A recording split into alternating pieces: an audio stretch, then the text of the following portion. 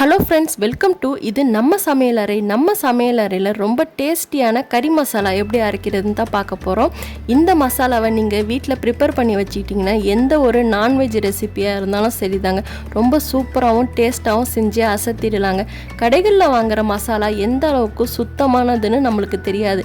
அதனால் ரொம்ப டேஸ்ட்டாகவும் சுத்தமாகவும் வீட்லேயே எப்படி கறி மசாலா அரைக்கிறதுன்னு வாங்க பார்க்கலாம். அதுக்கு முன்னாடி நம்மளோட சேனலை சப்ஸ்கிரைப் பண்ணலன்னா சப்ஸ்கிரைப் பண்ணிடுங்க, கூட இருக்கிற பெல் ஐக்கானையும் ப்ரெஸ் பண்ணிடுங்க. 1 கிலோ மசாலாக்கு அளவு சொல்கிறேன்.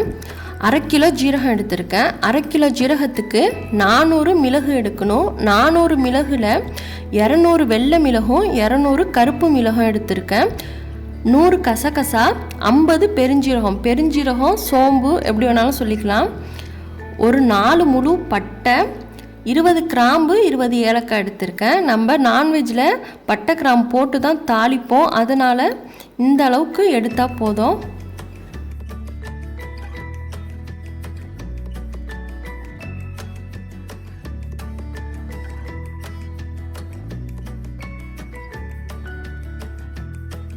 ரெண்டு கிலோவுக்கு வச்சுருக்கேன். 2 கிலோவுக்கு 1 கிலோ ஜீரகம், 400 வெள்ளை மிளகு, 400 கருப்பு மிளகு எடுத்திருக்கேன்.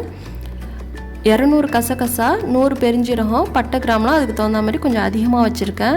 நான் வீட்டுக்கு செய்கிறதுனால கொஞ்சம் அதிகமாக ப்ரிப்பேர் பண்ணியிருக்கேன். நீங்கள் ஃபஸ்ட் டைம் செய்கிற மாதிரி இருந்தால் கொஞ்சம் கம்மியாகவே ப்ரிப்பேர் பண்ணி பார்த்துக்கோங்க.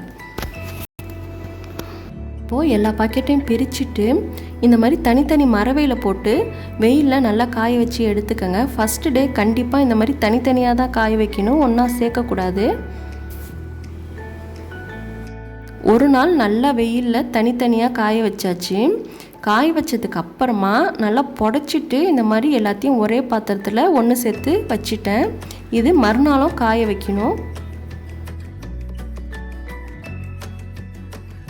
இப்போது இதை 2வது நாள் காய வச்சுருக்கேன். மொதல் நாள் தனித்தனியாக காய வச்சு புடச்சி ஒன்றா சேர்த்தாச்சு. இப்போது 2வது நாள் ஒரே மரவையில் எல்லாத்தையும் ஒன்றா கொட்டி காய வச்சுட்டேன்.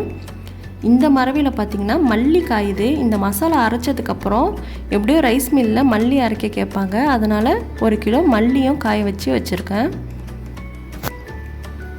2 நாள் நல்லா வெயிலில் காய வச்சதுக்கு அப்புறமா ரைஸ் மில்லில் கொடுத்து நல்லா நைஸாக அரைச்சி வாங்கிக்கணும். நம்ம ரைஸ் மில்லேருந்து அரைச்சி வாங்கினதுக்கு அப்புறமா ரொம்ப சூடாக இருக்கும், அதனால் கொஞ்சம் அகலமான பாத்திரத்தில் கொட்டி இதை நல்லா ஆற வச்சு எடுத்துக்கணும். நல்லா ஆறுனதுக்கு அப்புறமா ஒரு ஏர்டைட் பாக்ஸில் போட்டு ஸ்டோர் பண்ணி வச்சுக்கணும். ஸ்டோர் பண்ண பாக்ஸ்லேருந்து கொஞ்சமாக வேறு பாக்ஸில் எடுத்து வச்சுக்கிட்டு தான் யூஸ் பண்ணணும். மறக்காமல் உங்கள் வீட்லேயும் இந்த மசாலாவை அரைச்சி ட்ரை பண்ணி பாருங்கள், ரொம்ப டேஸ்ட்டாக இருக்கும். மறக்காமல் நம்மளோட சேனலை சப்ஸ்கிரைப் பண்ணிடுங்க, கூட இருக்கிற பெல் ஐக்கானையும் ப்ரெஸ் பண்ணிடுங்க. தேங்க்யூ.